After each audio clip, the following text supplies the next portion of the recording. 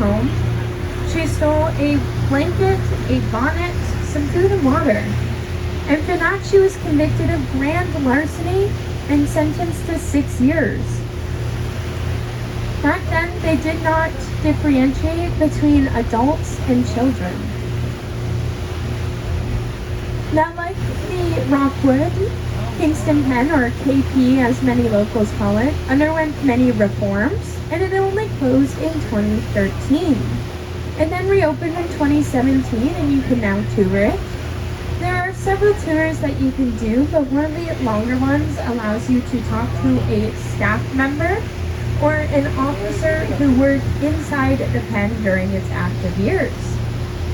Now, if you're going to stop at Kingston Penitentiary, I'd also highly recommend crossing the street to see the Penitentiary Museum. The Penitentiary Museum has several exciting exhibits, including one that depicts the original cell sizes of the pen compared to the sizes when it closed. It also has a picture of the last ever staff of the penitentiary when it closed in 2013. They also employ retired correctional officers, as well as other staff from Kingston Penitentiary, who can give you a bit of a deeper view into what it's like to work inside one of these buildings. Now, they do work on donation, but they are a wonderful stop to add to your journey. Just on the left, you'll also see two interesting looking buildings. They look like this because they were initially part of a distillery. Now today, the first one is owned by Queen's University. It has an interesting story behind that. It's actually an individual who came to Canada without a penny in his pocket, and Queen's University was the only one that would let him study. So when he went on to become successful in his career, he bought up the first building here and donated it to Queen's, asking only that it be named after his wife. It's now known as the Isabel Fader Center for Performing Arts. Right next to it is the J.K. Tett Center. Throughout the year, these individuals put on performances, drama, art, and music, which showcase not only local talent, but also student talent. Now, if you're from the area, you've probably heard of the Tragically Hip.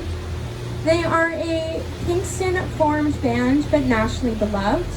When they played their last concert here in 2016, they brought in over 100,000 people to our city.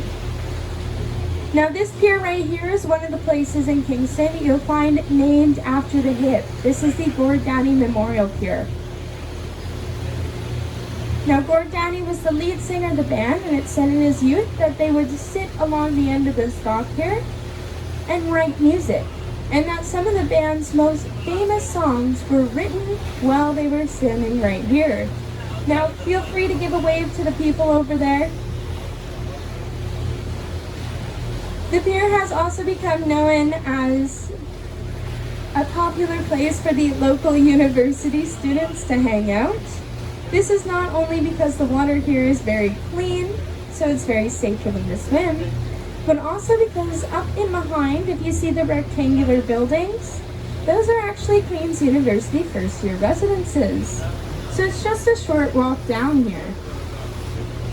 Now, the area past the pier is known as Breakwater Park, and it was designed in collaboration with Kingston General Hospital to be fully accessible regardless of any mobility devices you may need. There are several art commissions along the park, including this rectangular silver statue here known as Time. Now, Time was gifted to Kingston in the 1970s to celebrate our 300th anniversary as a city. When it was first unveiled, it generated much controversy and rumors. Particularly, I like to think Kingstonians are pragmatic people, and that statue they considered to be an eyesore along the waterfront. However, after more than 50 years here, I think it's earned its title as a staple of Breakwater Park. Now, also on the left, you'll see that L-shaped building with an H on the side. That's Kingston General Hospital. Kingston General Hospital was constructed between 1833 and 1835. It originally opened as a charitable hospital before opening to the public in 1845.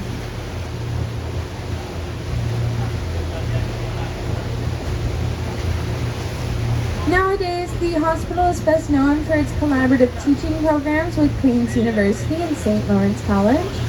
This means they train our brilliant minds of the future, those who are becoming doctors and nurses here. Now, it's a wonderful place to do this because it's also been ranked among the best hospitals in Canada. Now, when I say that, I do tend to get a little bit of a side eye from the locals, but it has an excellent neonatal unit within it, as well as a lot of innovative cancer research goes on here.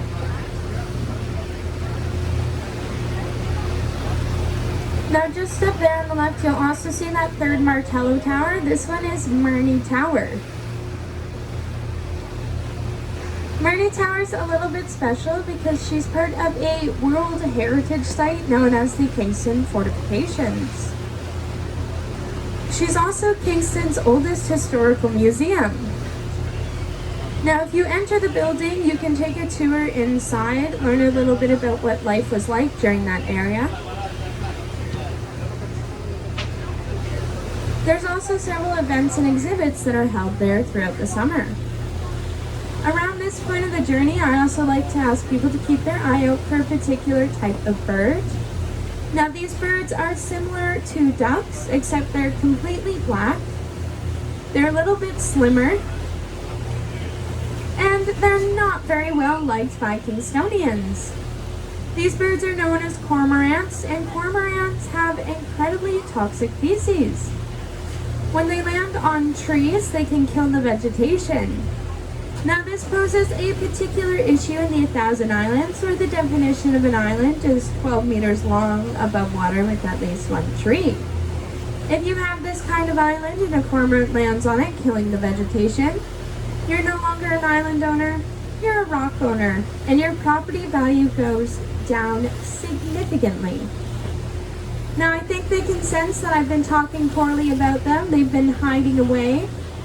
But you can often find them along the shore here or on the floating dock on the other side. Alternatively, when we pull back into dock, there's always one that likes to hang out right out the left side of the boat. Now, this white and blue building here is Kingston Yacht Club. Kingston's one of the best places in North America for sailing due to our position on the Great Lakes. We have some awesome moving currents. Now, a lot of people will come down here to practice how to sail, and Kingston Yacht Club is one of the places that facilitates this. Just past, you'll see a red roof building made out of bricks. This is Kingston Pump House. It's another museum here. Now, Kingston Pump House will tell you a little bit about Canada's first ever water filtration system and some of the issues that we had with it. Additionally, they have a large model train collection inside, and this summer they've even added a dinosaur exhibit.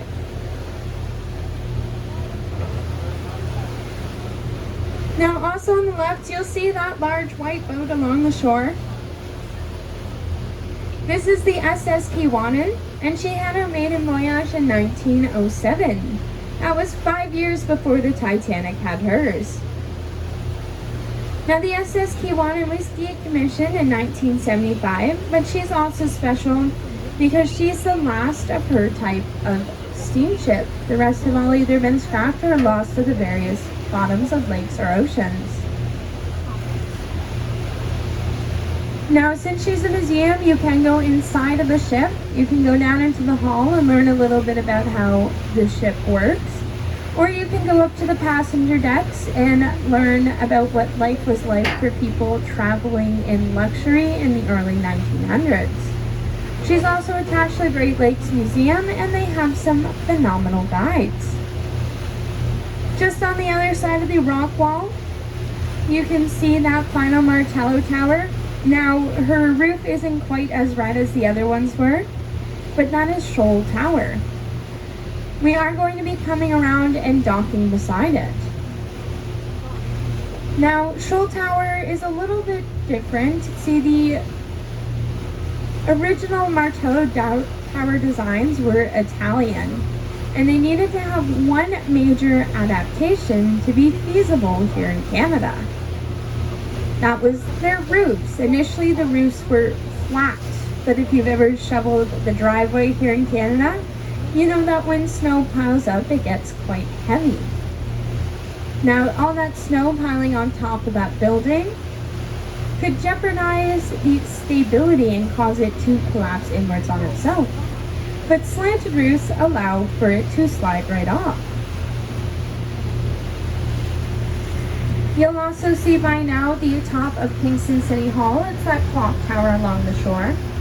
Now, Kingston City Hall operated as many things throughout the years. It was rented out to several businesses and even a jail. So if you do a City Hall tour, you can get them to take you down to the basement and lock you up inside a cell. Snap some pictures, send them home to Mom. I'm sure it'll put a big smile on her face. It was also one of the first places in Kingston where women could study medicine. Now at this point, it means we are coming back to the end of the tour. I'd like to leave you guys a few minutes to enjoy the lake without the sound of my voice. But I'd like to thank everyone for coming today. And if you have any questions, concerns, or recommendations, you can find me down on the bottom deck. If you can also try to stay seated until the boats come to a complete dock,